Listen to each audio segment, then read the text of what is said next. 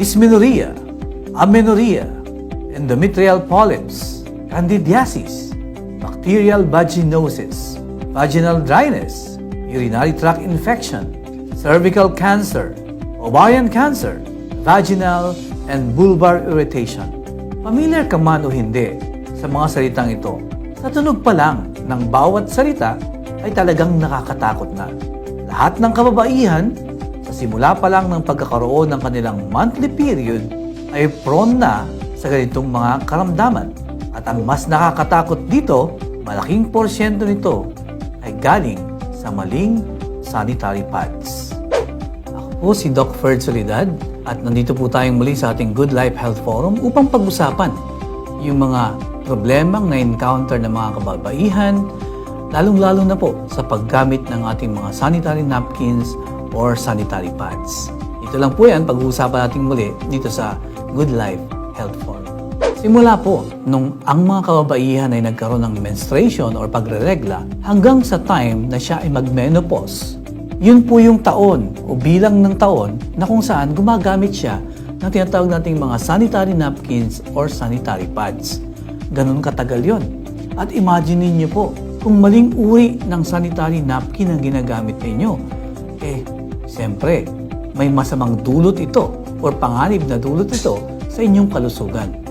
Ngayon po, sa dami po ng mga kababaihang gumagamit nito, importante po yung tinatawag nating hygiene, di ba? So, kinakailangan yung sanitary napkins or sanitary pads ay hygienic din yung proseso. Kaya lang nga po, sa pangyayari po na dumadami yung nangangailangan ng ating mga sanitary pads at sanitary napkins, bumilis din yung proseso ng paggagawa nito. At dito tayo nagkaroon ng problema.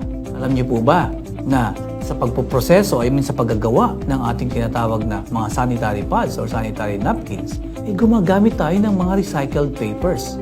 At sa prosesong ito, nagsisimula po ito sa pamamagitan ng tinatawag nating bleaching.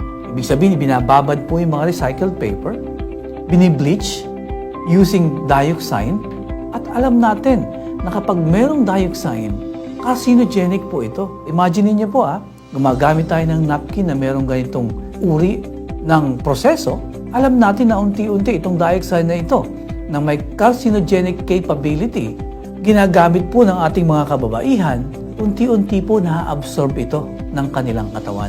At dito nagsisimula yung posibleng pagkakaroon ng mga iba't ibang uri ng cancer sa ating mga kababaihan. Buti na lang, meron tayong K-pads, sanitary napkin na merong negative ion. Isang napakagandang alternatibo sa mga karaniwang sanitary pads na nabibili sa market. At nandito po ang ating isang bravest dreamer na si Miss Jocelyn Piñapiel para maipakita yung advantages ng ating K-pad sanitary napkins against leading sanitary pads in the market. Good morning, bravest dreamers! Ngayon pag-usapan natin kung bakit sobrang trending at talagang ang daming gumagamit ng ating K-pads. Okay? So, simplihan lang natin yung mga reasons. First, tignan nyo naman yung material palang quality. We have the panty liner, we have the night pad, at yung ating day pad. Okay. Now, buksan natin kasi alam nyo ba yung materials nito ay sobrang ganda ng quality. Dito pa lang, mapapansin nyo na may safety sticker tayo. So, once open, alam naman natin, no? Pag binuksan natin, mas magandang na ibabalik natin. Just like that. Okay? So, protected na naman tayo from any harmful bacteria. Okay? And then, pag binuksan mo to, may mapapansin kang nasa loob. It says here, Vagina Health Self-Test Card. So, tester siya para ma-check natin kung tayo ay merong bacteria. Ang good news po dito, free lang siya. Okay? So, nandun lang siya inserted sa loob ng ating K-pads. Mapapansin din po natin na napakanipis ng ating pong K-pads. So, ganyan siya. Now, check natin ngayon anong kagandahan nitong materials ng ating K-pads.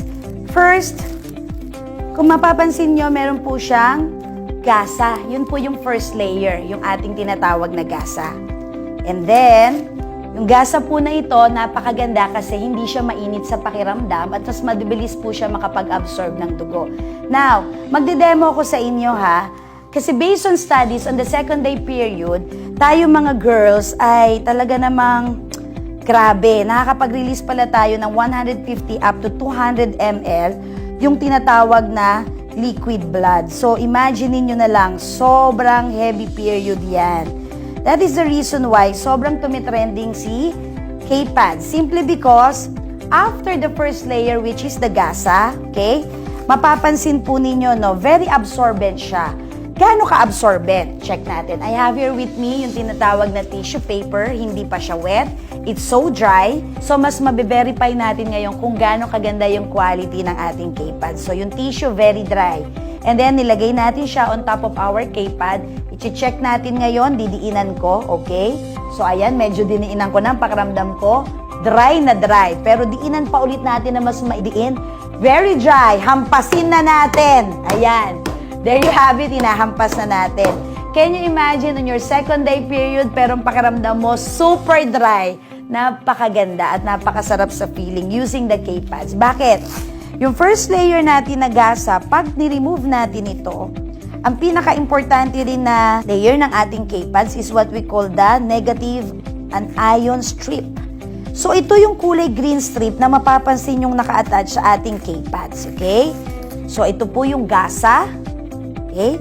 And then, ito yung ating negative anion strip. Na based on studies, nakakatulong po siya for proper blood circulation. And then, after the negative ion strip, meron po tayong cotton layer. Yes, you heard me right. Cotton layer, ha? Hindi siya papel na nilagyan ng chemical. Na importante, walang lason, all natural ang ating K-Pads. So, tignan nyo to, may natira pa ako dito na liquid. Lagay ko lang dito yung cotton layer, ha? Tingnan natin kung mag-a-absorb pa. Kasi, papakita ko rin sa inyo na meron din siyang kasamang all-natural na food grade gel that turns liquid blood into gel. So, no wonder, hindi ka basta-basta talaga magkakatagos pag yung ating K-Pads ang ginamit mo. At habang hawak ko siya, nararamdaman ko yung lamig simply because meron itong menthol and camphor. So, grabe, ang pakiramdam mo talaga. Para kang giniginaw sa lamig. And then, meron po itong non-spilling fabric kung saan nakakatulong din siya para yung moisture ay mag-get in at yung heat out naman.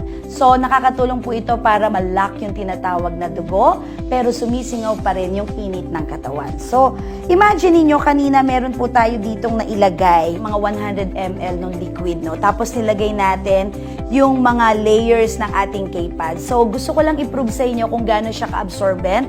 Kasi kanina 100 to 150 ml na inilagay natin, but still, tignan mo naman, na-absorb pa rin ang ating K-Pads yung natirang liquid.